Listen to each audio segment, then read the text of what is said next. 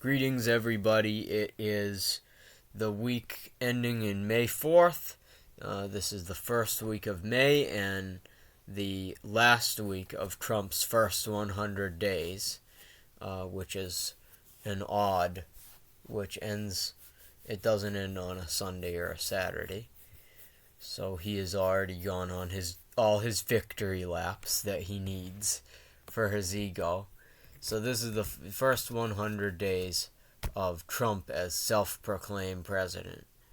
And so before I get to anything, I have to apologize for the fact that I did not inform you on my community page of the protests that happened on May 1st and May 3rd.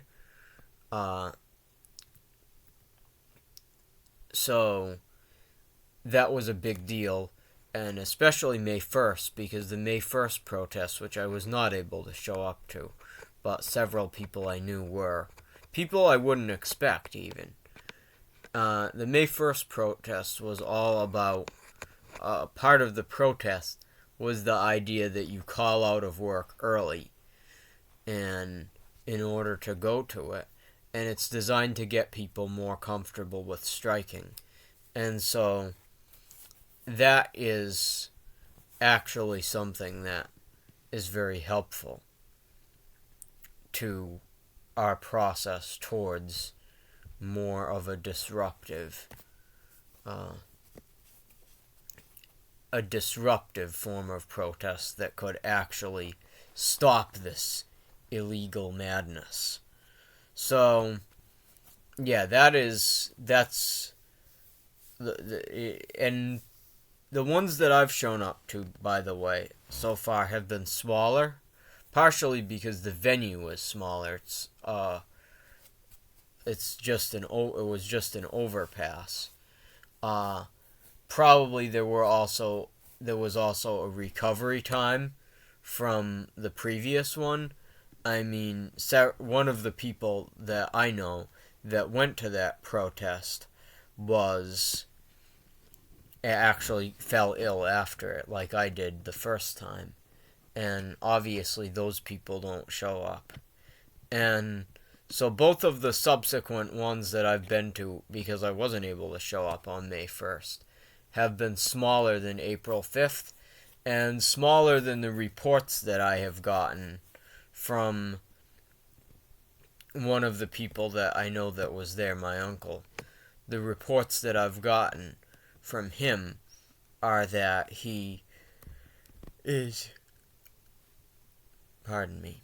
that he saw a large crowd similar to April 5th, 5,000 to 7,000 people, about the same size.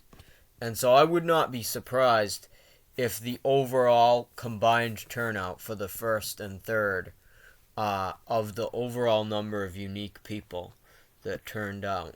And nobody obviously has done a study of this, but I would not be surprised if it's larger than April 5th. And so we've been keeping on track, I think. But, so, anyway, back to the actual news. So, we're going to get a big supply chain disruption because of the tariffs. And so far, shelves have been stocked with things that have already been bought, previous inventory that's starting to drain away. Within a couple of weeks, we're going to have empty shelves in most stores, as I predicted at the beginning of the year. And it's a different reason, but Trump did this in his first term as well because of COVID. So, yeah, supply chains are getting absolutely they're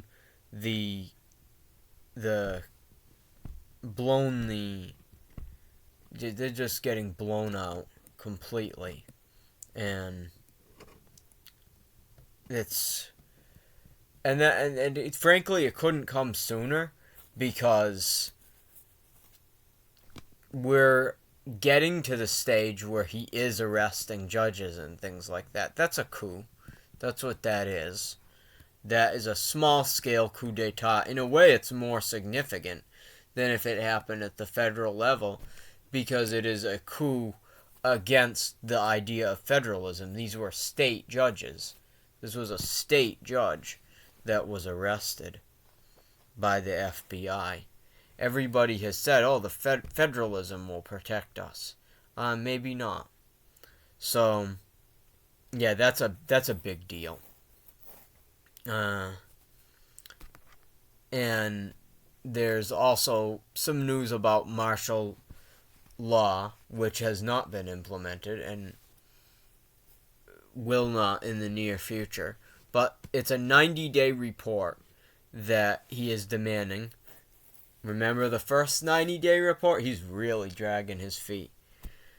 Just think about how pathetic that is. Oh, I'm gonna demand a report in 90 days on whether we should use the Insurrection Act. Oh, I'm gonna demand another report in 90 days about how we can integrate the military for non-lethal roles into American law enforcement. Well, first of all, none of these people are in his chain of command. None of these local law enforcement officials are in Trump's chain of command at all. It's entirely voluntary. And if you remember, his support is falling off a cliff right now. A new poll that I might bring up briefly later says that 52% of Americans believe that Trump is currently a dictator, which means that all of this stuff is getting through to the people that don't like to think about politics. That's good news. And so as this happens, and the empty shelves will accelerate this process, as this happens, the actual support among the public, which includes law enforcement, will fall off. It includes law enforcement. It includes the elected law enforcement, sheriffs, police chiefs, people like that. They're less and less likely with each passing day to be willing to say anything, which again, they're not in the chain of command, to say anything, give any kind of reply with any kind of DOJ email or DOD email or military email. They're less and less likely to do that. So unless his goal is to do what he did with that judge in Wisconsin with everybody, which may be his goal, but he's doing it, taking his time in that. And this is what I talk about when I talk about the daily reprieve. He's really taken his sweet time doing that. Unless he wants to do that with everybody and break federalism in a way that is at scale, unless he's willing to scale that up, it's not going to happen. And there's people out there that disagree with me. One of them, the channel name is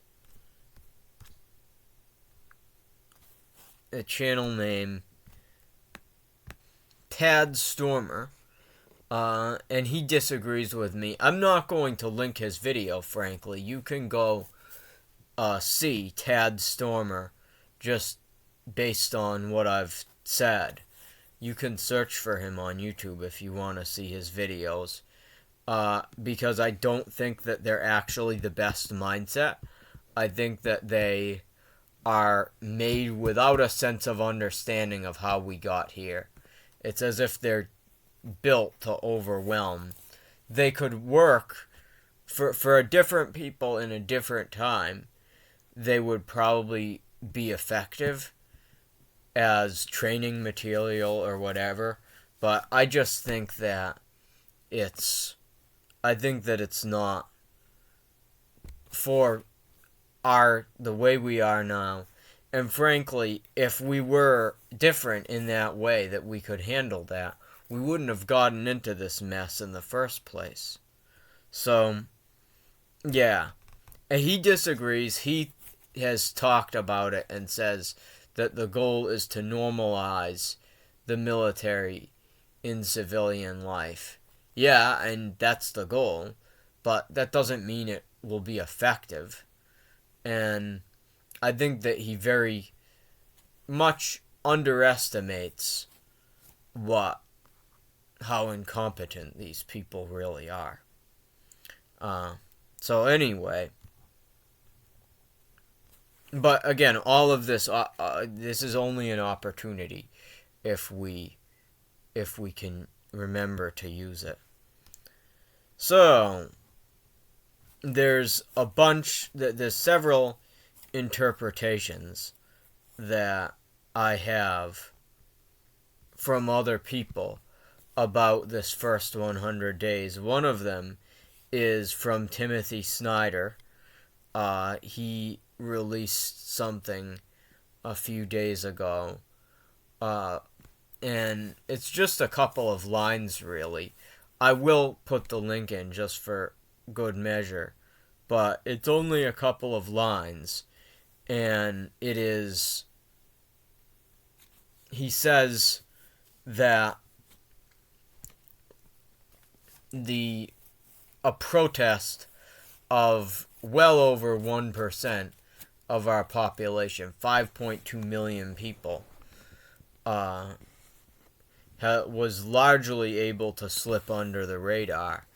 And he was saying this in the context of any kind of authoritarian thing that's going on, that so far they haven't been able to really do anything to suppress protest. And that might change. But it really links into what I say about how this is a daily reprieve, which might be one of my core philosophies videos later. And then there was also that poll that I have. And so, yeah, so this is the first 100 days. But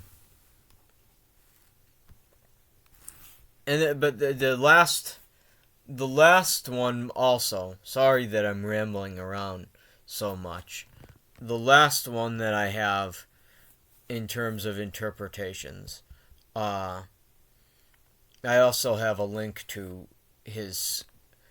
the fawning, how Rick Wilson described the fawning interviews, the fawning press conference at the end of this first 100 days. But Ezra Klein also made an interpretation about the financial damage that's been done to the United States. And if you listen to the end of it, it sounds pretty hopeless, but if you listen to the end of it, this guy basically says a lot of what I say, in that we're not going to be able to have what we had before with a regular democratic administration, but what we're going to have to do is be able to show the world that we know that we've diagnosed the problem effectively, and that we have been able to fix it. And that's largely what this channel is about. And if we can do that to the world, and if we can create something, we won't have a lot of military or economic power when this is all done. But if we have something, some kind of political vision that wins in 2028, that the world largely wants to follow voluntarily, then we can start building back from this. And that a lot of what people say about how we'll never recover, or it'll take generations, it won't necessarily take generations to recover our influence. What it will take is for us to be different people, for us to change on a fundamental level. And we didn't do that in 2020, but we could in 2028, and that's what this channel is really all about. So, yeah, this is a daily reprieve from totalitarianism that we live in, and it's our responsibility to use it for every ounce that it's worth. And I am going to be releasing a core philosophies video either tomorrow or the next day, either Sunday or Monday. I'm going to be releasing a core philosophies video, and it may be one of the ones that I had planned out from 6 months ago, or it might be about the philosophy of the daily reprieve. And if it's I will inform you which one I choose via community posts. But in the meantime, and until the next fireside, God bless you all. I love you, and good luck, 'cause good luck. We're all gonna need it in this next matter of years and months. Take care.